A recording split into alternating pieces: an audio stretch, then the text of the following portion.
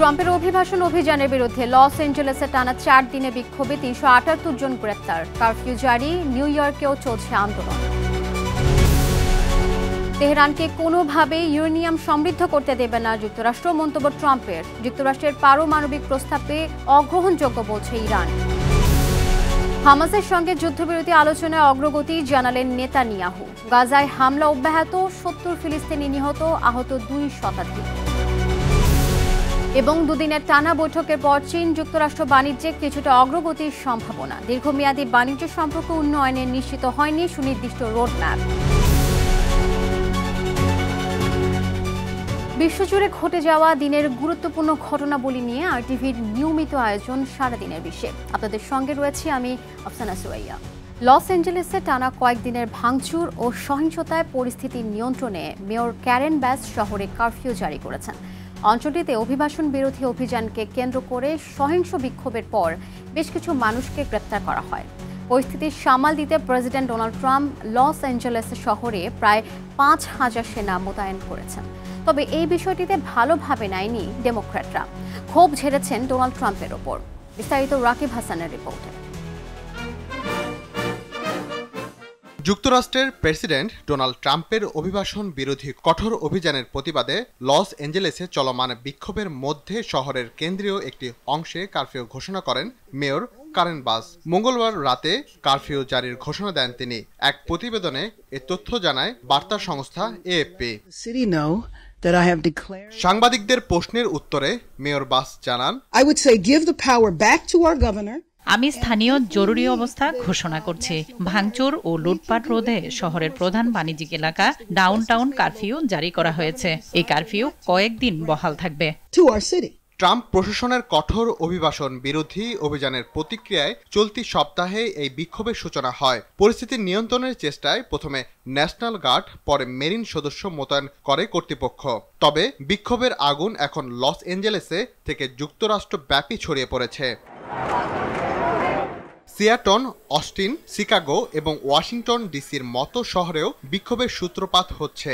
অংশগ্রহণকারীরা আইসি বিরোধী প্লাকার্ড হাতে নিয়ে মুহুর্মুহু স্লোগান দিচ্ছেন। সরকারি কার্যালয়ের আশেপাশে তারা যান চলাচলে বাধা সৃষ্টি করেছে। কিছু স্থানের বিক্ষোভ যেমন শান্তিপূর্ণ ছিল, তেমনি কিছু স্থানে আইন শৃঙ্খলা রক্ষাকারী বাহিনীর সঙ্গে সংঘর্ষের ঘটনাও ঘটেছে।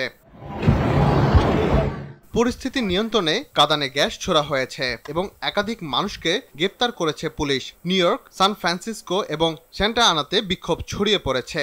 সেখানে অভিবাসন বিরোধী অভিযানের পর আইন শৃঙ্খলা রক্ষাকারী বাহিনীর সঙ্গে দ্বন্দ্বে জড়িয়ে পড়েছে বিক্ষোভকারীরা। আন্দোলনকারীরা সামনে আরো বড় ধরনের বিক্ষোভের প্রস্তুতি নিচ্ছেন। এর মধ্যে রয়েছে নো কিংস কর্মসূচি, যা শনিবার দেশজুড়ে অনুষ্ঠিত হবে। ওই দিনই ট্রাম্পের ঘোষিত সামরিক কুচকাওয়াজ অনুষ্ঠিত হওয়ার কথা রয়েছে ওয়াশিংটনে। এদিকে ক্যালিফোর্নিয়ার গভর্নর গেভিন নিউসোম মঙ্গলবার ট্রাম্পের পদক্ষেপের কড়া সমালোচনা করেন। এক সংক্ষিপ্ত বিবৃতিতে তিনি জানান, ট্রাম্প লস অ্যাঞ্জেলেসের ওপর এক ধরনের সামরিক জাল ফেলেছেন। লস অ্যাঞ্জেলেসে ট্রাম্প প্রশাসন প্রায় 5,000 সেনা মোতায়েনের প্রতিক্রিয়ায় এই মন্তব্য করেন নিউসোম। প্রাথমিকভাবে তাদেরকে সরকারি ভবন পাহারা দিতে আনা হলেও এখন তারা অভিবাসন বিরোধী এজেন্টদের গ্রেপ্তারে সহায়তা করছেন। নিউসোম অভিযোগ করেন, ট্রাম্পের কঠোর অভিবাসন নীতি এখন আর শুধু অপরাধীদের লক্ষ্য করে পরিচালিত হচ্ছে না, বরং বাড়ির দারোয়ান, মালি, দিনমজুর এবং দর্জিদের মতো সাধারণ শ্রমিকজীবী মানুষেরাও এর শিকার হচ্ছেন। রাকিব হাসান, আরটিভি।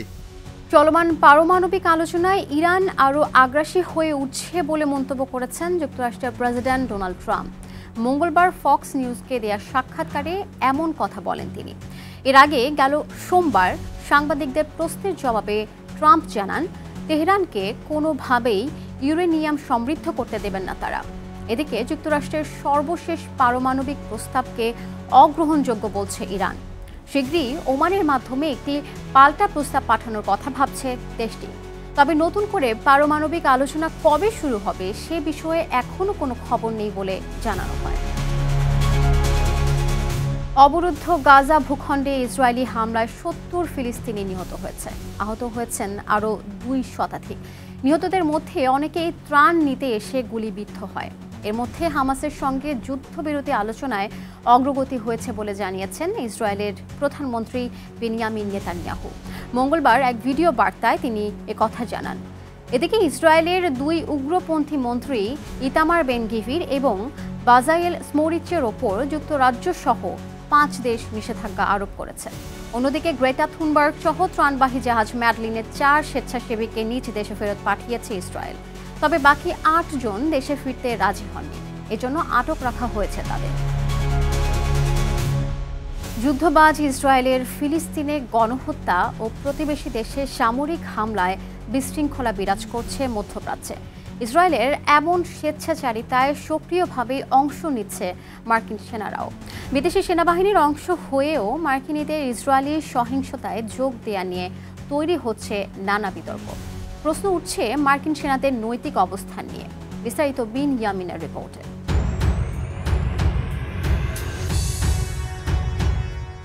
2024 ফেব্রুয়ারি মাসে দ্য ওয়াশিংটন পোস্ট এক প্রতিবেদনে উল্লেখ করে প্রায় 23,500 আমেরিকান নাগরিক বর্তমানে ইসরায়েলি সেনাবাহিনীতে কর্মরত।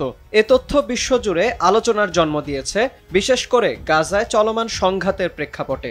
অনেকেই প্রশ্ন তুলছেন, কিভাবে যুক্তরাষ্ট্রের নাগরিকরা বিদেশি সেনাবাহিনীর অংশ হয়ে এমন সহিংসতায় যুক্ত হতে পারেন। বিশেষজ্ঞরা বলছেন, দ্বৈত নাগরিকত্ব এবং ব্যক্তিগত আদর্শিক কারণে অনেকেই ইসরায়েলি বাহিনীতে যোগ দেন। এছাড়া এই ধরনের উদ্যোগের মাধ্যমে যুক্তরাষ্ট্রের পররাষ্ট্রনীতির নিরপেক্ষতা নিয়েও প্রশ্ন তুলছেন সমালোচকেরা। ফিলিস্তিনিদের ওপর ইসরায়েলের সামরিক অভিযানে যুক্তরাষ্ট্রের ভূমিকা নিয়ে সমালোচনা বাড়ছে। পাশাপাশি বিষয়টি আন্তর্জাতিক আইনের আলোকেও দেখার জোর দাবি তুলেছে মানবাধিকার সংস্থাগুলো। এর আগে ইসরায়েলের সেনাবাহিনীতে কর্মরত অবস্থায় মারা যাওয়া আমেরিকান সেনাদের পরিবারের সাক্ষাৎকার নেওয়া হয়। পরিবারগুলো ইহুদিবাদী রাষ্ট্রের প্রতি তীব্র অঙ্গীকার ব্যক্ত করেন। শুধু তাই নয়, গাজায় গণহত্যামূলক অভিযান চালাতে গিয়ে নিহত একজন সৈনিকের মা ইসরায়েলিদের চেয়েও নিজেকে বেশি ইসরায়েলি বলে বর্ণনা করেছেন। আরেক সেনার বাবা পরিবারের আমেরিকা থেকে ইসরায়েলে যাত্রার কারণ হিসেবে বলেন, আমরা জায়নবাদ প্রতিষ্ঠার জন্যই এসেছি।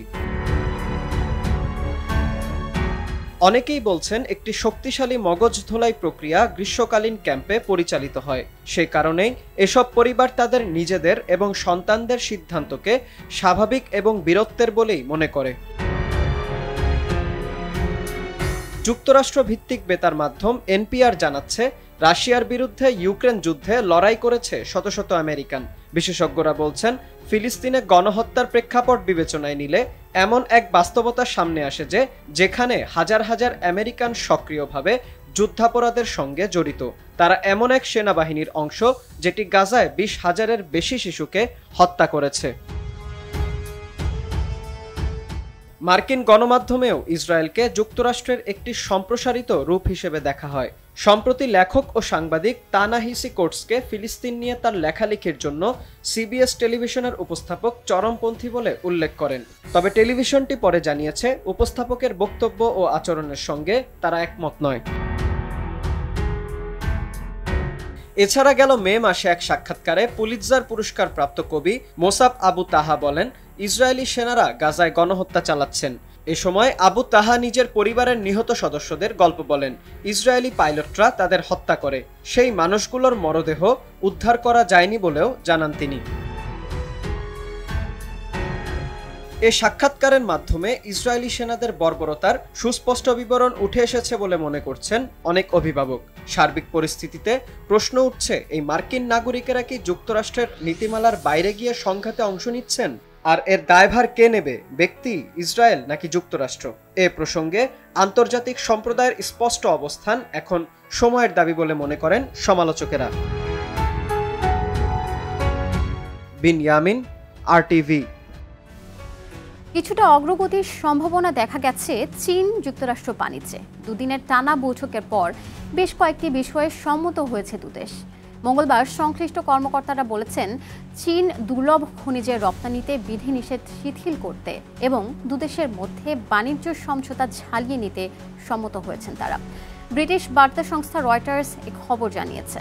লন্ডনে আয়োজিত বৈঠক শেষে মার্কিন বাণিজ্য মন্ত্রী হাওয়ার্ড লুটনিক জানান, গেল মাসে জেনেভায় স্বাক্ষরিত চুক্তির কাঠামো আরেকটু বাস্তবসম্মত করে তুলেছে লন্ডন বৈঠক। জেনেভা চুক্তির উদ্দেশ্য ছিল 3 অঙ্কের পাল্টাপাল্টি শুল্ক কমানো। তবে গতকালের বৈঠকে দীর্ঘমেয়াদী বাণিজ্য সম্পর্ক উন্নয়নের কোনো সুনির্দিষ্ট রোডম্যাপ নিশ্চিত হয়নি। এক নৃশংস ঘটনার রেশ না কাটতেই আরেকটি ভয়াবহতার সম্মুখীন হল কলম্বিয়া। মঙ্গলবার সিরিজ বোমা হামলায় কেঁপে উঠেছে দেশটির দক্ষিণ পশ্চিমাঞ্চল। এর কিছুদিন আগে দেশটির একজন সিনেটরকে হত্যার উদ্দেশ্যে জনসম্মুখে হামলা করা হয়। এক প্রতিবেদনে এ তথ্য জানায় ব্রিটিশ বার্তা সংস্থা রয়টার্স। কলম্বিয়ার পুলিশ এবং সেনাবাহিনীর ধারণা revolutionary armed forces of Colombia বা ফার্কের থেকে সৃষ্ট কোনো গেরিলা গোষ্ঠী মঙ্গলবারের হামলার সঙ্গে জড়িত থাকতে পারে। কলম্বিয়াতে বোমা হামলার ঘটনা বিরল নয়, তবে সিনেটর মিগুয়েল উরিবকে হত্যা চেষ্টার কয়েকদিন পরেই এই সিরিজ বোমা হামলার ঘটনায় জনমনে আতঙ্ক নতুন করে মাথাচাড়া দিচ্ছে। সশস্ত্র গেরিলা, প্যারামিলিশিয়া এবং মাদক চোরা কারবারিদের অত্যাচারে দীর্ঘ কয়েক দশক তটস্থ থেকেছেন কলম্বিয়াবাসী। দর্শকের সাথে শেষ করছি সারাদিনের বিশ্ব। আরটিভির সাথে সংযুক্ত থাকুন, মতামত জানান আরটিভির সামাজিক যোগাযোগ মাধ্যমগুলোতে।